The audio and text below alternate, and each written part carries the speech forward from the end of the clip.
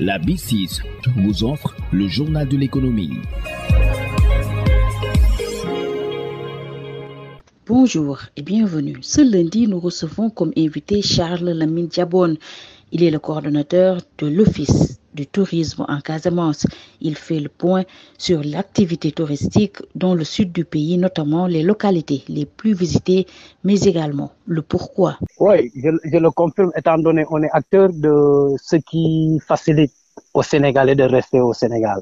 Bien avant le Tamou Sénégal, en Casamance, on faisait des colonies aux familles, aux couples de séjourner en Casamance, en très faible fréquentation. Mais nous constatons depuis que l'avènement de Covid-19 suite à la mise en place du Tamou Sénégal, de manière beaucoup plus vaste. Et quand je parle de vaste, c'est atteindre beaucoup plus de personnes, mais aussi cibler des établissements de haut standing. Parce que nous, quand nous le faisions, on ciblait les campements villageois en standing beaucoup plus accessible. Mais aujourd'hui, quand est venu le Tamou Sénégal, ils ont ciblé certains hôtels à forte notoriété permettant à certaines familles ou bien certaines couches sociales de pouvoir s'y séjourner sans souci. Et depuis lors, nous constatons que de plus en plus, la saison touristique en Casamance, qui était en deux phases, la haute et la basse saison. Ce qui concerne la basse saison, c'est à partir de mai jusqu'à juin-septembre.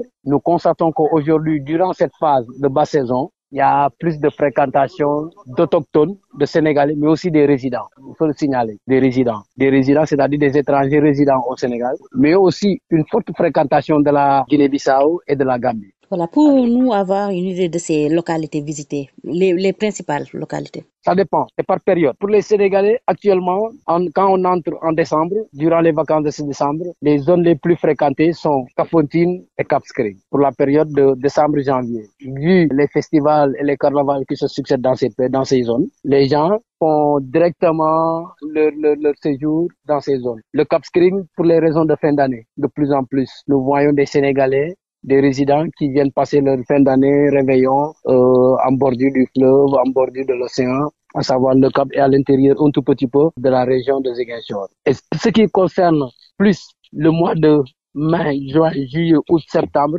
c'est l'intérieur des territoires. Ils sont plus dans la côte. Ils sont dans les villages où c'est animé par des séances de cérémonies rituelles ou bien des séances de lutte ou bien des danses traditionnelles. Et ça, c'est focalisé beaucoup plus dans le département d'Oussouye. Sud FM vous remercie Charles Lamine Diabone. Je rappelle que vous êtes le coordonnateur de l'Office du tourisme de Casamance.